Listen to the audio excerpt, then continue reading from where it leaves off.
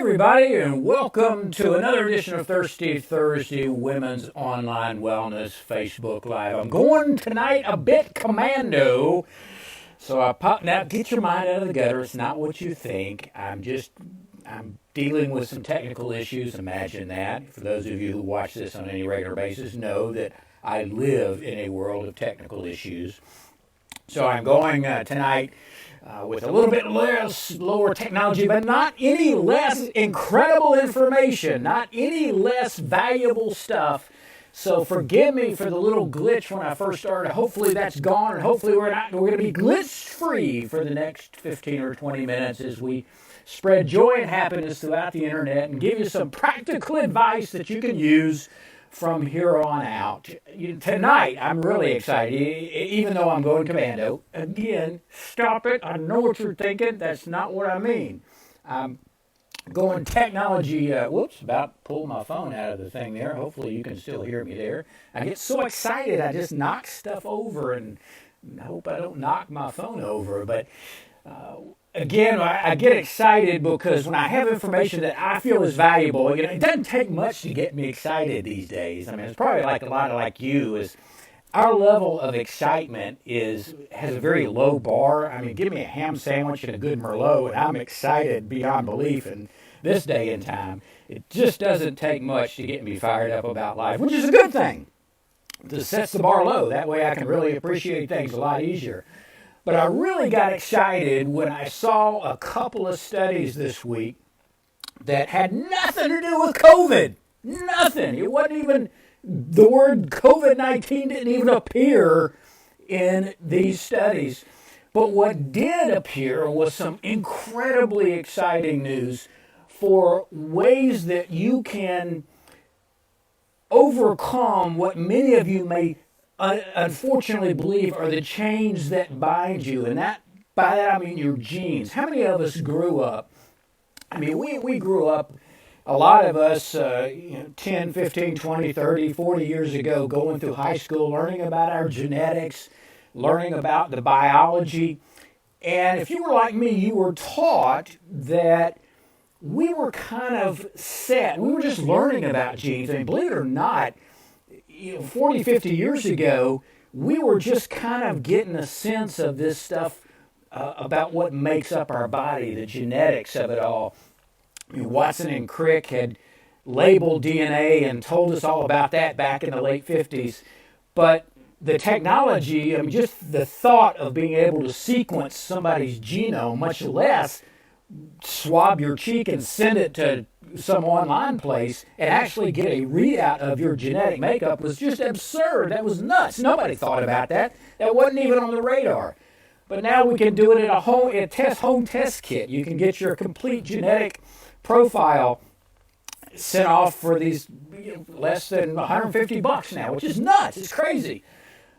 But we were taught and believed that we were largely a product of our genes. We were who we were because of our genetic makeup. And that was exciting because we were learning new science, but it was also kind of intimidating because it kind of said, well, gee, it's just this random come together of this sperm and the egg that creates me, and I don't have any say-so in it, and I couldn't pick my parents, and it just happened, and so it's just predetermined that I'm going to be this way, that way, or the other way. And it kind of was depressing in a way. I mean, you just kind of thought about it like, well, gee, if I'm just stuck with it, if I can't change it, that sucks. I really don't like that. And we were brought up with that was the science behind it, and that was we were just really prisoners of our genetic makeup. And when it came to things like diseases, it was inevitable. If you had the genetics for that disease, just suck it up, buttercup. There's nothing to be done about it.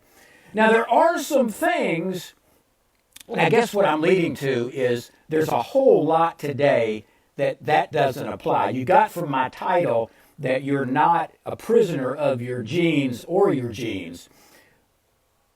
But I wanted to explain that in the context of a couple of specific disease entities.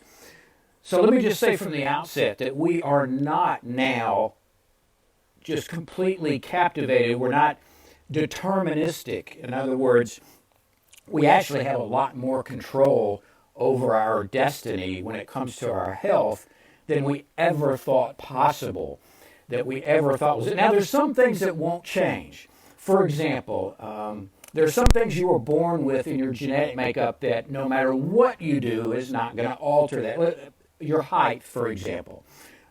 Take me, for example. My dad was pretty short. My mom was short. So genetically, I was destined to be a hobbit. You know, I was never going to get a basketball scholarship. I might have gotten a scholarship to be the Hobbit of the Month or something in some calendar, but I was never going to be tall. That was preset by genetics. That's not going to be altered. The same thing with things like eye color and hair color. Those things don't change. You're born with those, and I don't care how much you eat strawberries, you're not going to turn your hair from blonde to red. It just doesn't work that way. However, with the discovery of this science called epigenetics, there's something you can go to your next cocktail party and really blow people away. You know, oh, yeah, epigenetics, yeah, it's great stuff. You know, they'll be impressed. But it's simply the way that our behavior, the things we do, the things we associate with, the things we eat, the activities we perform, the things we don't do, can actually impact how the genes that you were born with are expressed. In other words, what you're born with doesn't necessarily translate into what gets made in your body, the proteins that are so critically important for things like heart disease or breast cancer, which we're going to talk about tonight. So things that you do, nutrition, activity, sleep, stress, smoking, drinking, just a whole variety of things can actually change how the DNA in your, it doesn't change the DNA, but it changes how it translates into the formation of protein. It turns it on or turns it off. So the good news is you got a lot of control over that stuff. The bad news is you got a lot of control over that stuff. So it puts the responsibility back on your head. It kind of, and some people actually use the excuse of, oh, it's just my genes. You know, I can't do this, that, or the other. I was destined to be this way because of my genetic makeup. Well, I hate to pop your genetic bubble, but it's just not the case. You actually can change a whole bunch. And that was a big lead-in to this study I was mentioning that's come out that I saw in my news feed not long ago about how what you do, your behavior, can reduce your incidence of breast cancer, even in people who are at a genetic high risk for breast cancer. Now, we know that there is a group of folks out there that, because of some of the changes in their genes, do have an increased risk for breast cancer. We knew that for years because we would look at family histories. We'd see moms, grandmoms, sisters, aunts, and you would begin to see this preponderance of breast cancer in families. Now, the reality is, and this will kind of freak you out a little bit, 70% of people who develop breast cancer have no family history. That just blows people away when I tell them that just because you don't have a mother or grandmother or a sister who does not have breast cancer, I hear this all the time, oh, nobody in my family's had breast cancer. Well, 70% of women who develop it can make that statement. So that doesn't protect you. Now, granted, if you have a mother, a sister, a grandmother, or a first-degree relative who has breast cancer, it increases your risk largely because of these genetic, what we call polymorphisms. Everybody probably by now has heard of things like the BRCA genes, BRCA1 and BRCA2. These are very identifiable genes that markedly increase a person's risk for breast cancer. It's fascinating. These genes code for a protein that helps repair damaged DNA. So if you can't repair that damaged DNA, you're at higher risk for those cells to become abnormal, essentially cancer cells. So people who have the BRCA gene have an increased risk for breast cancer, for ovarian cancer, and certain other cancers. And that's a example of a single gene that really increases a person's risk. But when we look at overall genetic risk for breast cancer, it's largely a conglomeration of a lot of little small changes. In fact, this study looked at about 90,000 women. So right off the bat, this is a big study. This is statistics that you can really sink your teeth in. This wasn't like 6 people held in somebody's basement and experimented on. This was 90,000 folks, women. And they had their genetic profiles. They had all the genetic profiles, and they searched for 305 different, what we call single nucleotide polymorphisms, or SNPs for short. And all that means is 1 or 2 little amino acids or base pairs in their gene was different, so it made it an abnormal gene. Oh, we all have those. We all have these SNPs in our genes. If you got 23andMe and you had your genes analyzed, you'd have a bunch of these little SNPs. Most of them are completely inconsequential, but some of them do increase your risk of developing breast cancer. Well, they've identified at least 305 different types of these little mutations. And what they did is they got all these 90,000 people and they categorized them based on these genetic tests into low risk for breast cancer, intermediate risk for breast cancer, or high risk for breast cancer. So they've got them in those 3 categories based on their genetics. So if we just stop there, it would really stink, because you'd be saying, well, all right, I know it now. I'm high risk for breast cancer. Great. I better enjoy life now. And there's nothing wrong with that. But there's a lot of misinformation in that kind of data anyway. But the good news, and what I wanted to relate to you tonight, is even in people who are at high risk genetically, there are several things that they proved in this study that you can do that will actually lower that risk, almost reducing it to the same risk as the general population. How's them cookies?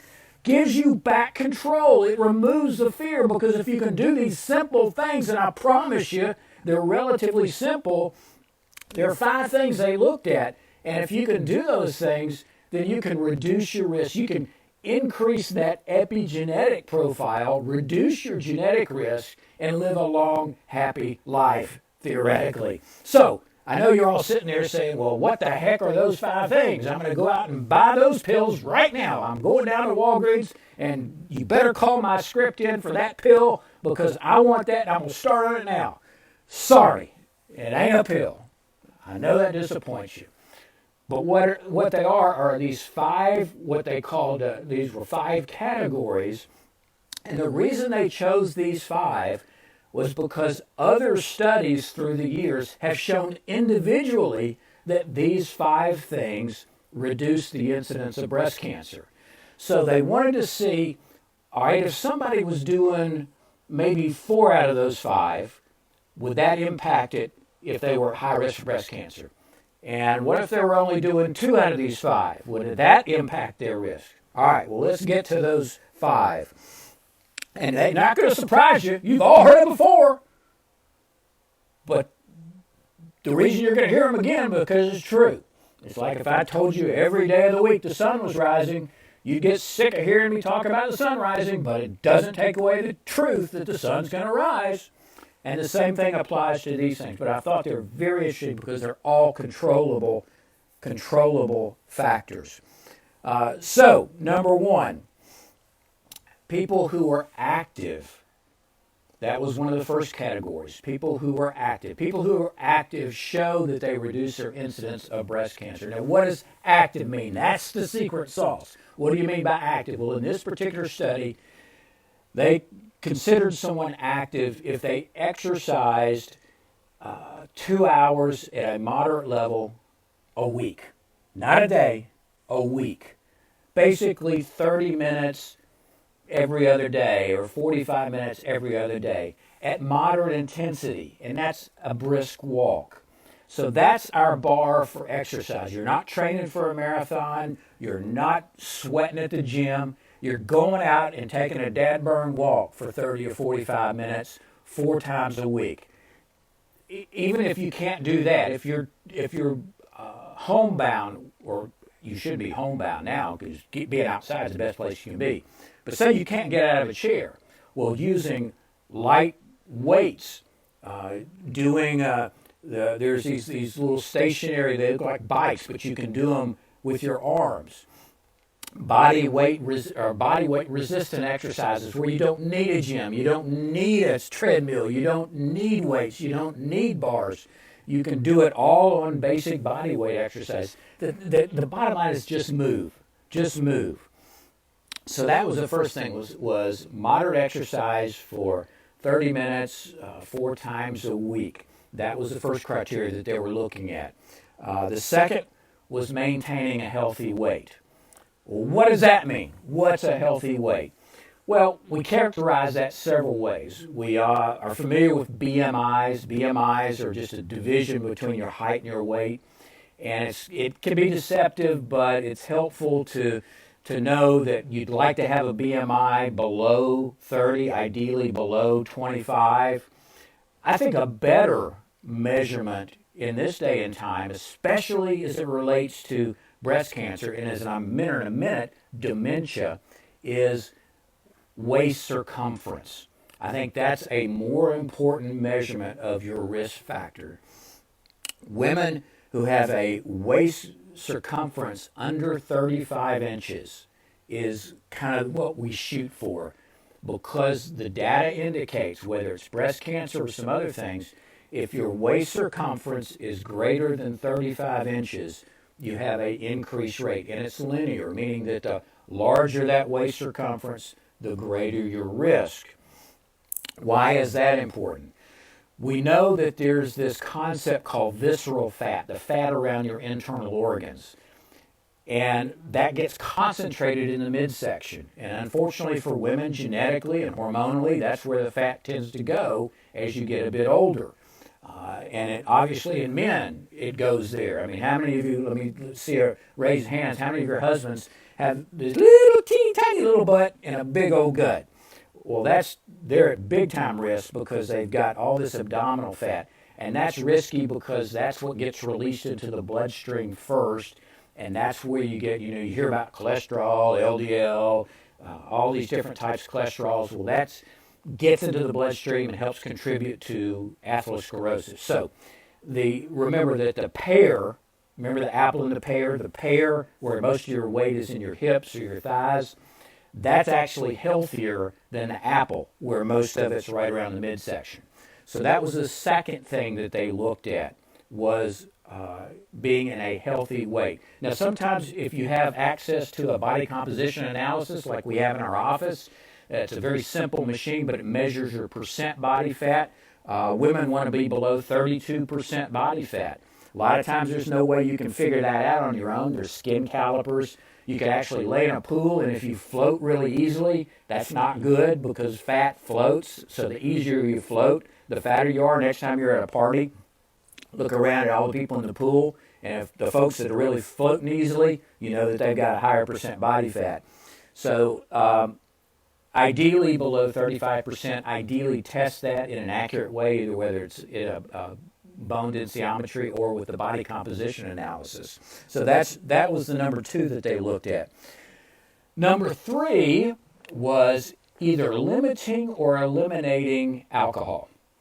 We know alcohol consumption is an increased risk for breast cancer, and it seems to be pretty much tied to amount. We know that in general, for women, that's 1 glass of wine, 1 mixed drink a day, ideally 3 times a week. And again, that's based on the studies with regards to risk factors for things like breast cancer and heart disease.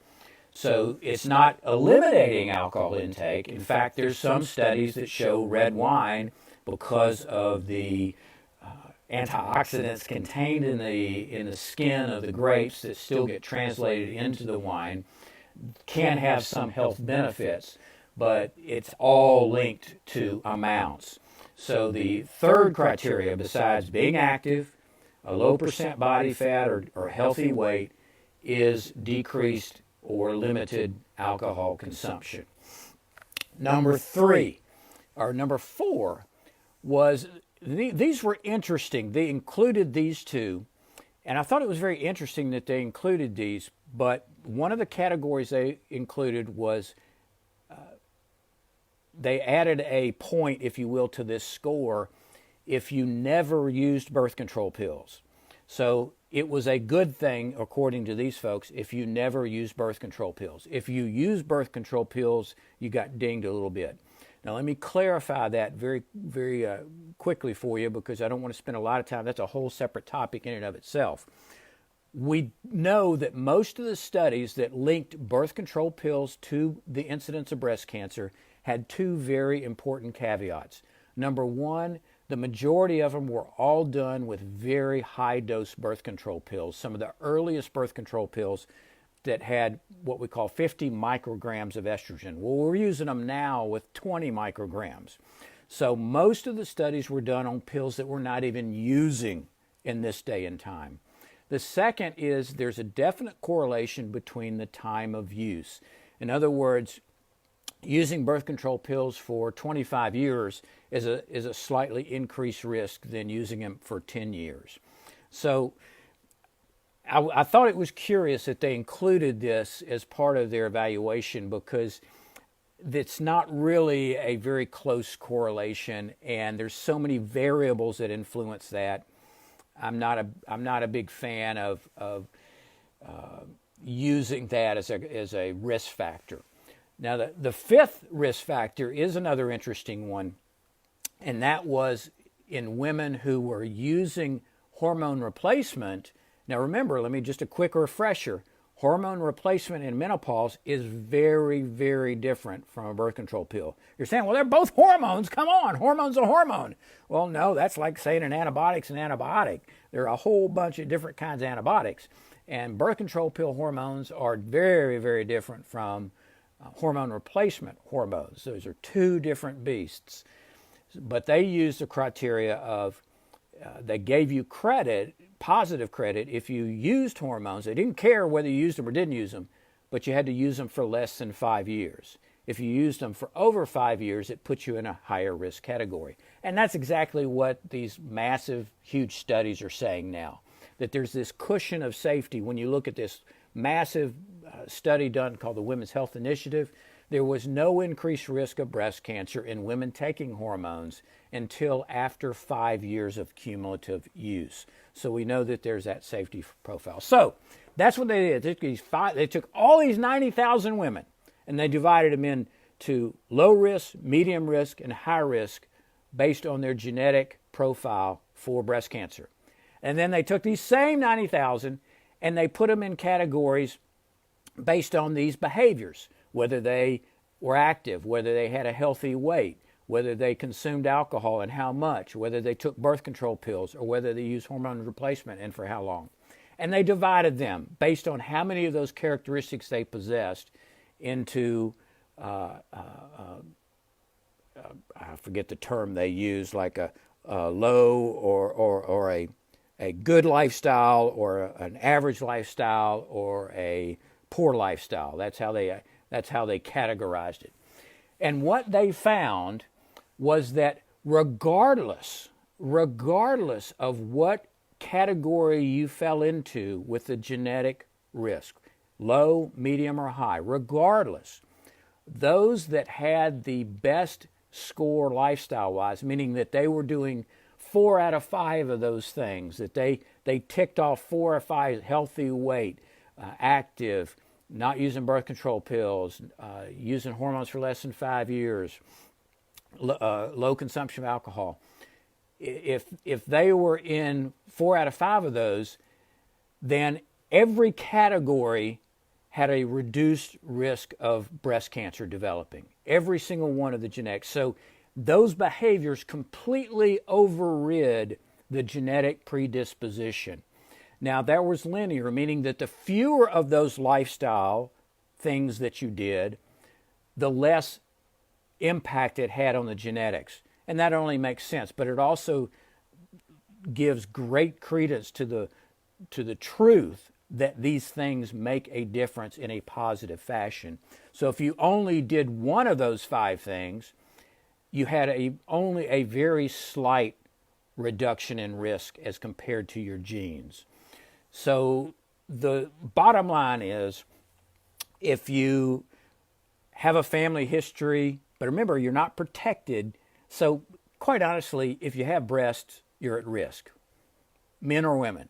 So that's a significant number of us.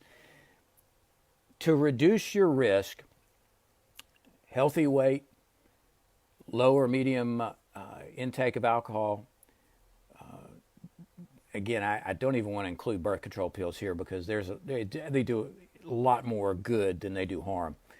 Hormone use for less than 5 years, and being active. So I thought that was a very exciting study that gives us back control in a world where we feel we've lost control, not only from all the COVID garbage and all the crazy nutto politics and government and mask or no mask and all the craziness with going on out there, where you feel so out of control. Being able to look at something as vital and as important as breast cancer, which is still such a common problem, luckily largely a curable problem, but one of the most prevalent cancers for women, being able to actively have some control over what you can do to reduce your risk to live healthy, because you folks understand that you're all VIPs because you value in prevention. You get it. You understand. So now here's some simple things you can do. So the second study that excited me, and again, it just doesn't take much to get me excited these days. I'm easy to get fired up. Even if I can just go out and walk the dog, it just gets me excited. But this second study looked at the prevention or the onset of senile dementia.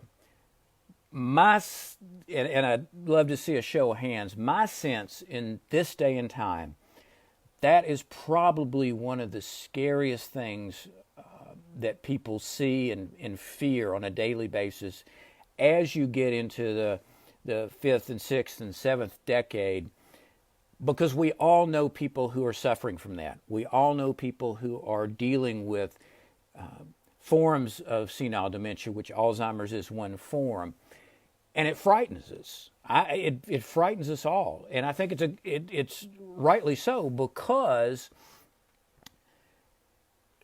there's probably not a single thing that disrupts our ability to bring joy in our lives, is that our ability to interact with other people, whether it's through conversation or whether it's simply being present and being a part of their world and having them be a part of yours.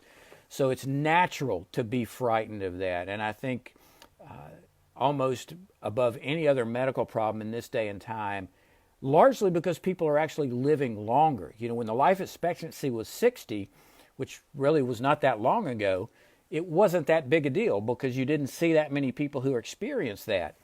But now with the life expectancy being in the 80s and 90s, we're seeing a whole lot of folks that are dealing with those issues. And just like a heart attack, you don't wake up tomorrow morning and have a heart attack.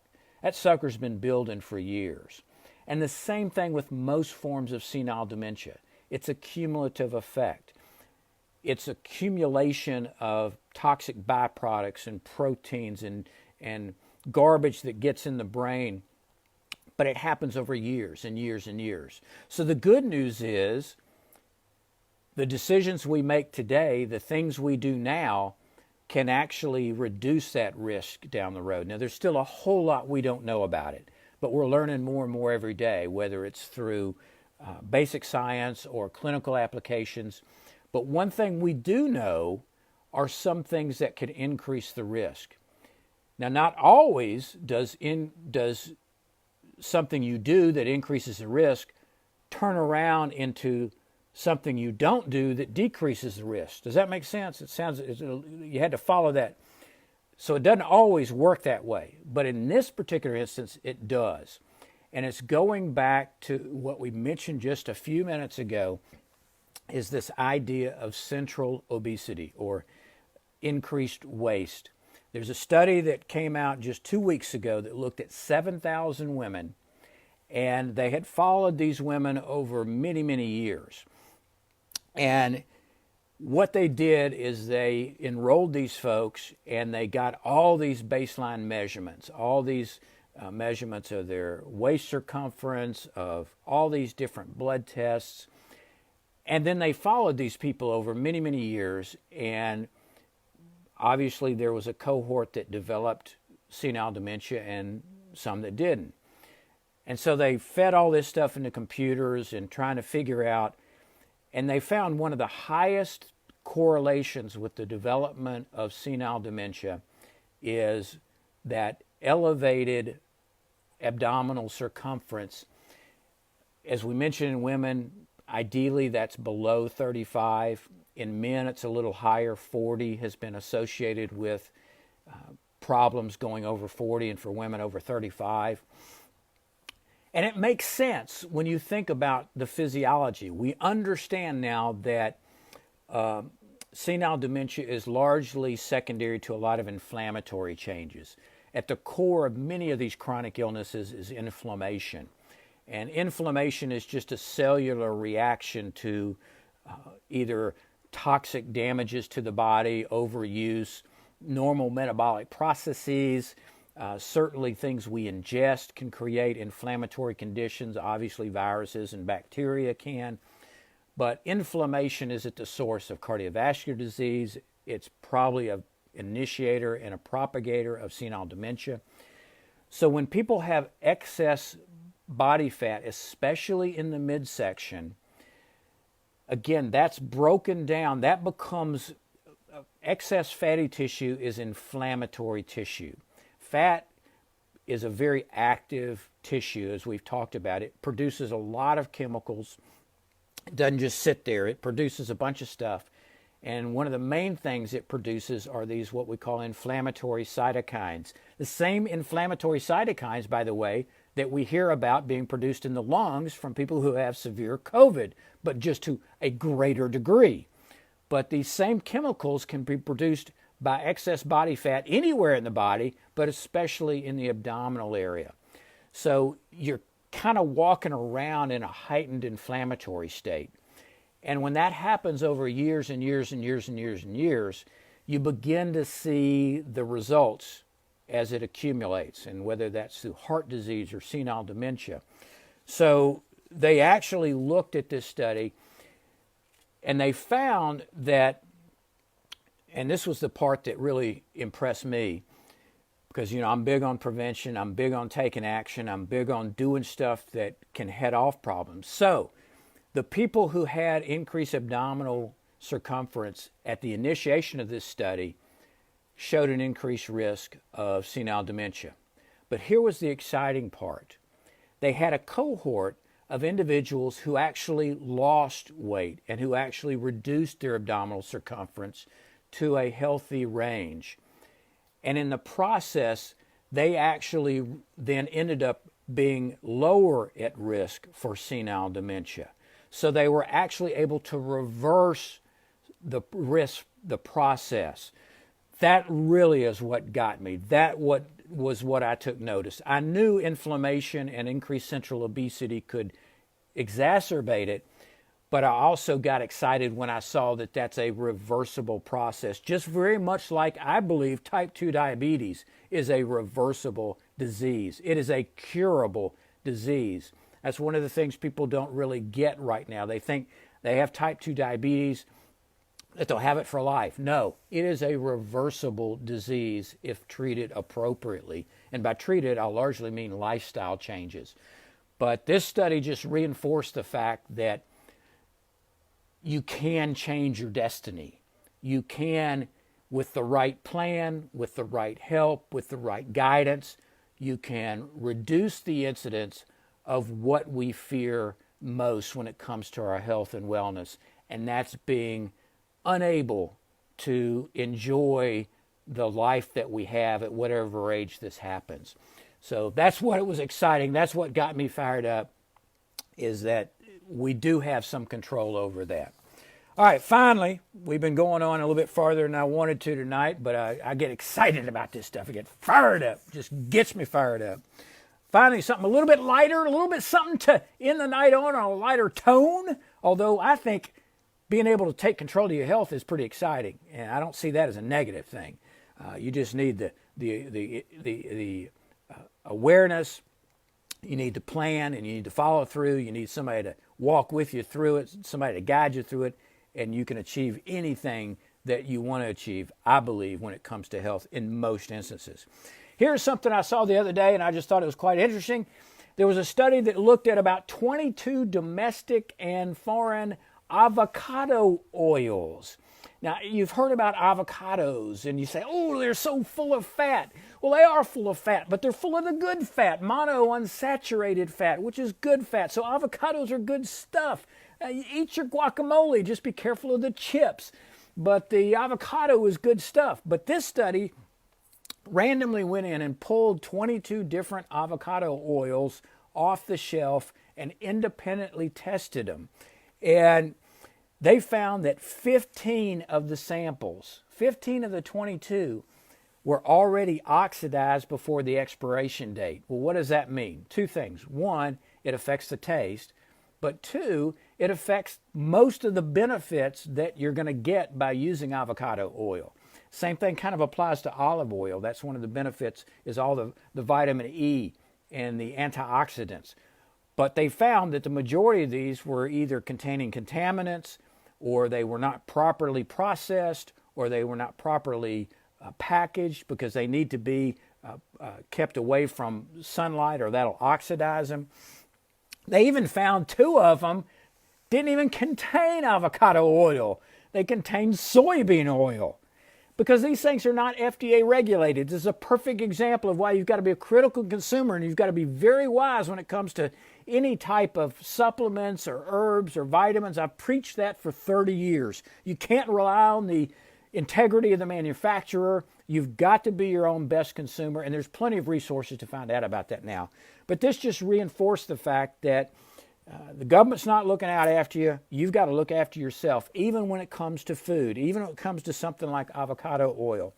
And I will tell you, the 3 that passed, and I'll give you their names, and I'll actually put this on the website, so, was one called Chosen Foods, and then I thought this one was fascinating, one called Mary Ann's Avocado Oil, and this is one that's readily available at Costco. I thought that was interesting. Mary Ann's Avocado, and then one called CalPure Extra Virgin.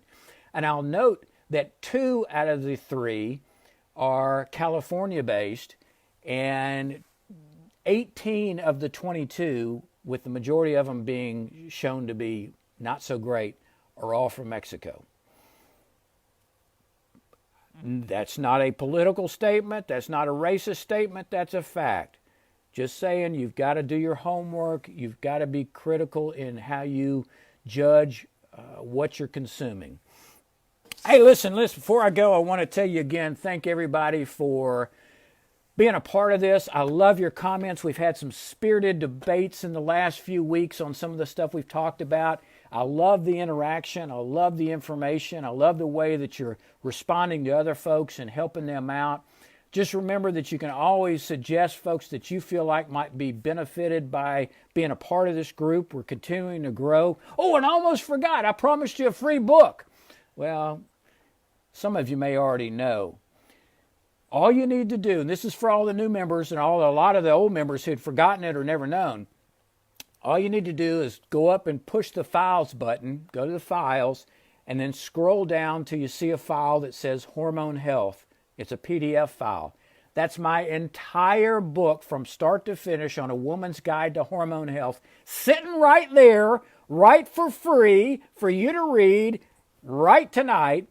So if you didn't know it was there, shame on you. You hadn't been looking around the site like you should be. If you knew it's there, great. You've had a free book to read. And if you have any issues dealing with hormones and menopause, this book will at least get your thoughts going and maybe even give you a few answers. So free book, go to Files, Go to hormonehealth.pdf, and it's free for you to download and read the entire book. My gift to the wonderful WOW VIPers, Value in Prevention. Guys, keep the faith. This is still moving forward. We're having a few bumps in the road, but keep pushing, keep doing what you need to be doing. And until next time, say it with me, make healthy choices. See you then.